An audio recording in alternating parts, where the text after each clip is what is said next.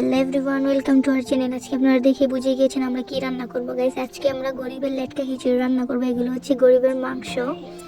আমাদের এখানে ছোট ছোট বাচ্চারা ওরা এগুলো নিয়েছে, ওরা খিচুড়ি রান্না করে দিতে বলছে আমাদেরকে, তাই আমরা ওদেরকে খিচুড়ি রান্না করে দিব। ওরা পেঁয়াজ, মরিচ, ধনে পাতা, টমেটো, চাল, ডাল, মুরগির মাংস এগুলো নিয়ে এসেছে। আর কি মুরগির মাংস বলতে মুরগির ঠ্যাং আর গলাগুলো নিয়ে এসেছে।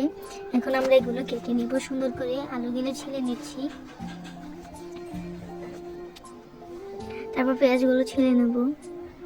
দেন সব কিছু ছেলার পর এগুলোকে ধুয়ে কেটে নেব। প্লিজ আপনাদের যদি আমাদের ভিডিও ভালো লাগে তাহলে লাইক এবং সাবস্ক্রাইব আর শেয়ার করে আমাদের পাশে থাকুন। মাংসগুলো ধুয়ে নিয়েছি, তারপর পেঁয়াজগুলো কুচি কুচি করে কেটে নেব।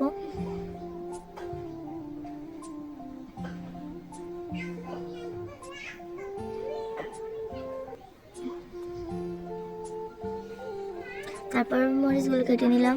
এখন টমেটোগুলো কুচি কুচি করে কেটে নেব।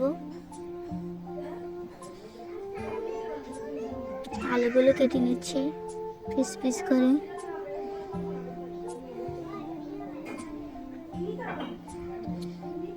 গাইস, গরিবের খিচুড়ি দেখে বুঝতে পারছেন।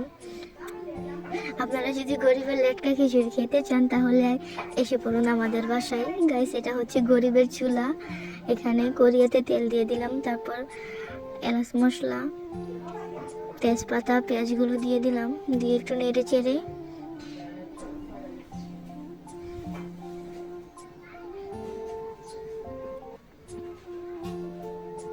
এখানে কাঁচামরিচ আর জল দিয়ে দিলাম। তারপর হলুদ, মরিচ, আদা, রসুন এগুলো দিয়ে দিয়েছি।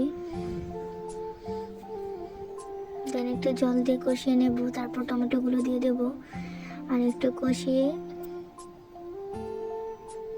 এখানে আলু আর গরিবের মাংসগুলো দিয়ে দেব। তারপর জল দিয়ে এগুলো হালকা সিদ্ধ হলে এখানে চাল ডাল দিয়ে দেব। এটা আমাদের নতুন চ্যানেল, আপনারা সবাই পাশে থাকুন, আমাদের সাপোর্ট করুন।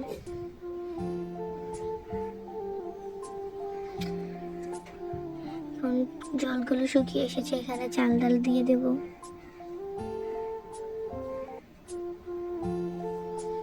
দিয়ে কিছুক্ষণ নেড়ে চেড়ে এখানে জল দিয়ে দিব।